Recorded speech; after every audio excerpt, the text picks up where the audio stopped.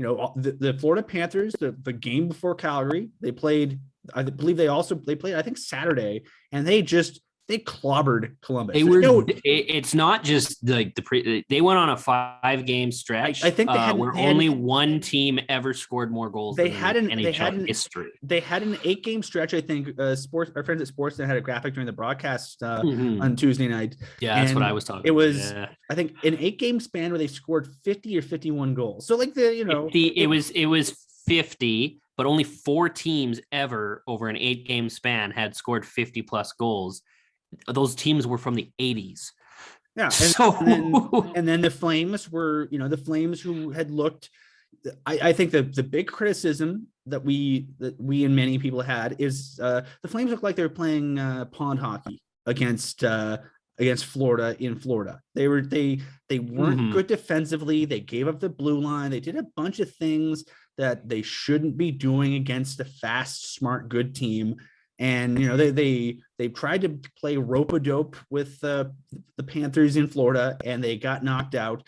And I'll give them credit. They against Florida in Florida, they played the game that Panthers wanted them to play. In Calgary, the Flames played the games the Flames wanted to play.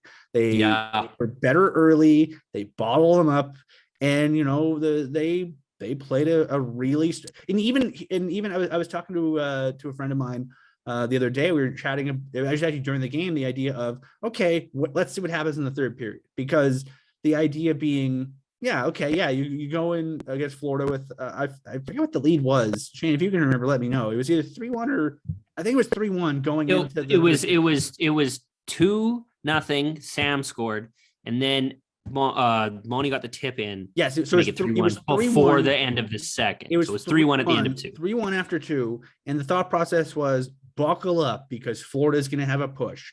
And I'll give them Flames credit. They were ready for it. They were engaged. They were challenging the puck carrier in the neutral zone. They were disrupting. They were generating chances, and they outscored them 2-0 in the third period, and they fully deserved to have those 2 goals. They had that, Sean Monahan scored a really nice goal off just an awful turnover, I think, by Carter. That was a nice tuck in. That was vintage Sean. It was granted. Forehand, backhand, outweigh the goalie. You're playing against how old is Spencer Knight's? I think a few months older than Dustin Wolf.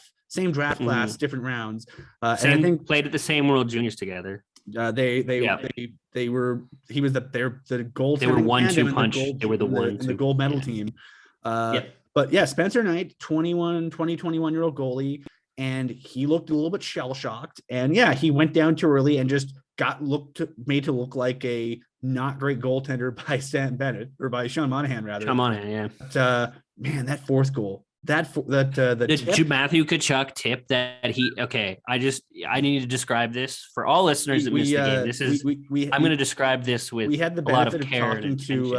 To Matthew after the game, the media's availability, and I asked the question. I'm like, did you know you had it as soon as it hit your stick? And he walked us through it, and his exact reaction was like big smile, like, yep. He's confident. He practices tips like nobody's business, power play. But it was basically a full speed thing. Sasha Barkov misses the net on one side. Gaudreau turns on the Jets in the neutral zone, races and grabs the loose puck. There's him and 2 defensemen. He waits for 2 guys for his line mates to come. And Tkachuk thinks, okay, is he going to drop pass it to me, or is he going to make the pass to Lindholm? He makes the pass to Lindholm, and Tkachuk goes, okay, I know how this is going to go. And he made a deflection on a puck that was deflected off a stick and sort of in midair, and it was behind him. So he was full speed deflecting something behind him into the top corner of the net. Like it's something that if you try to do, like people who try to do that in practice, I'd say 90% of the people who try that in any level of hockey will miss the net entirely or miss the puck entirely. Like there's an incredible amount of skill it takes to pull it off when everybody's stationary, let alone at full speed. You're going to agree with my assessment as soon as he threw a perfect changeup. He grabbed that. The puck was going perpendicular to his body. He reaches behind him and he tips just the right tip, and it just arcs just perfectly into the top right corner, top left if you're the shooter, top right if you're the goalie of the net. But the one thing that I saw after, because I watched that thing a million times, is the second that puck hits Lindholm's stick, Tkachuk taps the ice to say he's ready for it. He whacks the ice once. That's like a quick call for the pass. And Lindholm just lobs it to him. I mean, that's all he can do. The defender's perfectly in the passing lane for an on-ice pass. And just Tkachuk's skill just took that over. And poor Sam Reinhart. I mean, the third guy back, he's the F3. He's just hauling ass back to his zone. Yeah. He was there. If the puck went on the ice, he would have stopped him. But Tkachuk literally just did a superstar move. If Sam Reinhart was a half step ahead of where Sam Reinhart was, maybe he gets his stick in the lane or his body in the lane. But so many things had to go right. Friends, if you ever get a chance to go to a Flames game, ideally when the world's more normal and you have a chance to enjoy yourself, but if you get a chance, watch the Flames during warm-up. Come early, get a pocket dog, have a pop, grab a beer, sit down, and just watch Flames warm-up, because Matthew Tkachuk probably...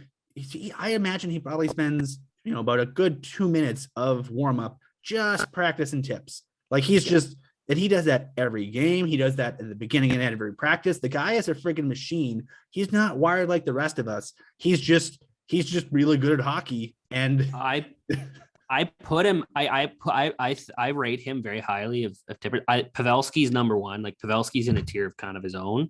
But then there's Landeskog's really close, and I put Tkachuk kind of similar with his tipping ability in with Landeskog. I put him in the top part of the league. Like Pavelski's the best. I'm never going to debate that. What he does is just nuts. But as you can see, like Tkachuk, that's not if you watch all of his deflections, like the other goal he scored the other day, the puck was going completely wide and he deflected it into the upper corner of the net. I can't remember which game that was, but this is something he knows. And I say, Tkachuk is hockey smart. You got street smarts. Matthew Tkachuk has hockey smarts. He knows what to do. He's one of the smartest players on the ice at any given time. And so, yeah, some people have problems with his foot speed, but he makes up for it with a hockey IQ that's just off the chart. We've said this dating back to when the Flames drafted Matthew Tkachuk in 2016. We in the hockey community, we use the term intangibles to describe a lot of stupid shit. And in this case, having a dad who not just was a hockey player, not just a professional hockey player, but a very high-end hockey player. I don't think Keith Tkachuk is Hockey Hall of Fame material, but he's just below that tier. He's very good. He had a fantastic career. He'll be someone that is brought up in Hall of Fame discussions from now until the end of time. And I don't know if he doesn't make it. I mean, tons of players worse than Keith Tkachuk are in the Hall of Fame. But I wouldn't put him in, but I'm not going to whine if he gets in, because I think he'd be well-deserved either way. But the long and the short of it is, so Matthew Tkachuk has the benefit of having a papa who can tell him, not just here's what you need to do to make it, but here's how dedicated you need to be good once you get there. Because there's plenty of players who make the NHL and they just settle in, whether it's because, it's the old fashioned, Shane,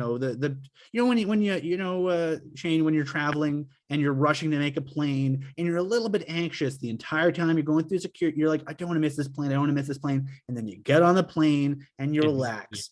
We see that for a lot of hockey players, where once they establish themselves as a quote unquote full-time NHLer, they sort of settle in a bit. And you usually see, second and third year, usually it's the second year of an entry-level contract or third year of an entry-level contract. Guys just sort of have a bit of a dip. Sometimes it lasts the full year, sometimes it lasts part of the year, but everybody seems to have a dip. Matthew Tkachuk's one of those guys that didn't have a dip. He has gotten progressively better in a lot of different parts of his game. And I think a lot of that's because his daddy just told him, listen, kid, do you want to make it or do you want to be great? And I think he wants to be great. And just I think he wants to win too. I think he genuinely wants to win. The sheer insanity, you have to be wired a very specific way to make the NHL, to be dedicated to make the NHL, he went to the U.S. national development team, and then instead of going to college, left to go to the OHL, and then went to full-time NHL at the age of 18, 19. I mean, he's been wearing a letter for a Canadian NHL team since he was 21 or 22. Yeah. Like his third year, he had I believe he was sharing an alternate captain's A with Michael Backlund since he was in his third year of his entry level. So like he's preternaturally mature for his age. He's the Flames, the NHLPA alternate rep with Backlund as the main rep. He's dove into being a massive part of the team itself, not just show up and play and learn how to play. No, he put himself as a core part of this franchise. And a lot of people are worried about, this offseason and signings and stuff. Matt, if Brady just signed a long-term deal, and you know what, Matthew, like I said, I really believe he wants to win. And if this team qualifies for the playoffs and even wins around, I think that says a lot to himself. And, that's a talk for another later time, but I'm not worried about him, and I'm not worried about him leaving. And I'm just glad we get to, like, the Flames have some really skilled players.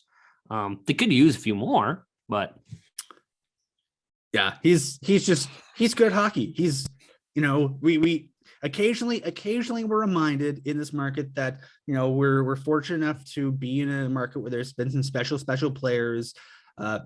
Johnny Gaudreau is one of them. Elias Lindholm is quickly becoming one of them because he's just not bad at anything. But occasionally we just need to sort of sit back and begin the podcast with, man, some of these guys are really freaking good at hockey.